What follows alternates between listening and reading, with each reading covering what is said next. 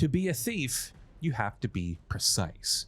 Sneaking around in the darkness to achieve your goal without alerting anyone requires you to be exact with every movement and consider every possibility. In Winter Ember, you play as one of these thieves, a faceless man lurking in the shadows, but it's the same things that are required of successful thieves that Winter Ember fails to do as a game. While it succeeds in creating a dark and mysterious atmosphere through which your stealth occurs, it too often feels clunky and underbaked. There's a good game lying somewhere within Winter Ember, but there are too many questionable design choices and incomplete ideas that make the overall experience unsatisfying and lacking anything to set it apart from other, better stealth games.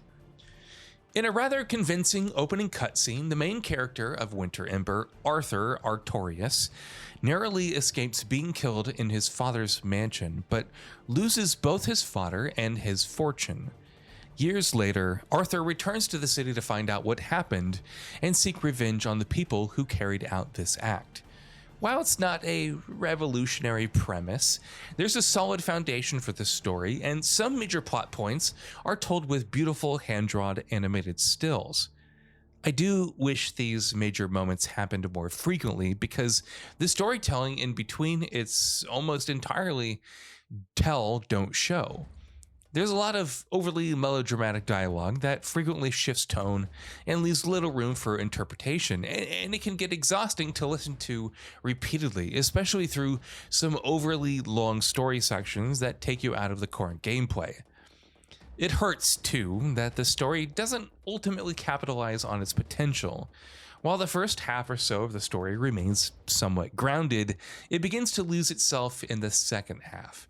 Without wishing to spoil, it makes its story increasingly intricate and cerebral, but doesn't benefit from doing so, and it feels like the story would have benefited from staying contained.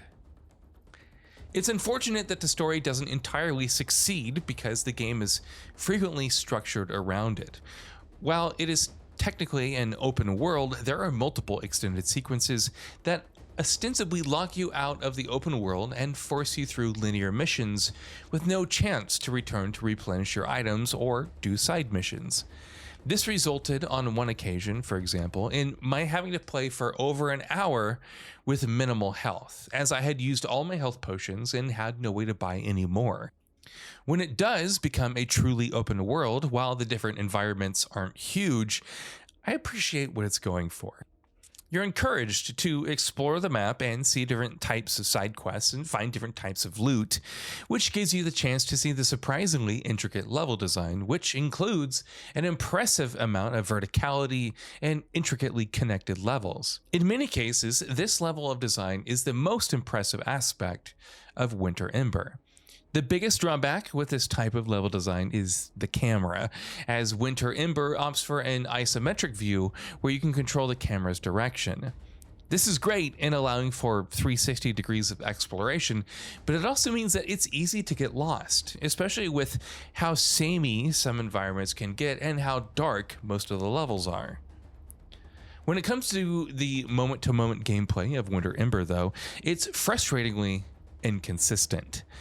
In theory, the core gameplay mechanic is stealth. You're taught to be careful with your movements so as to take enemies out methodically and without having to get into any one-on-one battles. However, while being able to successfully take out all enemies stealthily is mostly satisfying, much of the foundation of the stealth gameplay is inconsistent, clunky, and frustratingly designed, leaving it to be easier in many cases to fight enemies directly rather than try to sneak through them.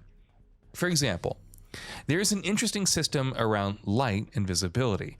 When in cover, you have to be peeking around a corner to see what's around it, making it more of a risk-reward situation on how frequently to peek. However, in all cases, the amount that you can see of the surrounding areas is impacted by whether or not you are currently visible. If you are standing near a light, you can see people around you, but if you're in the shadows, they're much more difficult to see and not entirely visible. It's an interesting system, but this frequently makes enemies who are right in front of you invisible, specifically because you were hidden, taking away from the small benefit of an isometric camera and making it nearly impossible to see the level from a more holistic perspective. In other ways too, Winter Ember does purport itself to be a stealth-focused game. It frequently feels like it would rather be an action game. Enemies can see you from far distances and without seemingly no lighting, and the game introduces tall grass to hide in that enemies see through almost every single time. What's worse is that controls and inputs are frustratingly inexact for actions that need to be precise. Movement can feel far too weighty, and almost every action input needs to happen multiple times for the game to register. I had numerous occasions of trying to stealth kill a guard only for the game to not register my input and the guard to turn around and begin fighting. Then, when you do get into fighting, it's often easier than stealth. There's a basic sword fighting system of light and heavy attacks, blocking and parrying, and while the timing takes some getting used to, parrying is almost universally the easiest way to play. I found myself more often than not trying to be stealthy because the game told me to, being spotted out of nowhere, and ultimately killing everyone anyway because I could parry my way out of it. One of the other major systems is the intricate arrow crafting, which allows you to craft many different types of arrows based on different needs and elements. You can use electricity, for example, to shock an enemy or power a generator, while you can use rope to climb to different areas of the environments. There's a good amount of variety with these, and I found myself incorporating the arrows more frequently as I progressed. But the major hindrance, again, is the controls and interface. The crafting menu is obtuse and hard to comprehend, and the act of having to enter the menu and equip different materials and arrows every time feels incredibly cumbersome. It's a type of issue that builds up over time and made me groan every time I had to open the menu.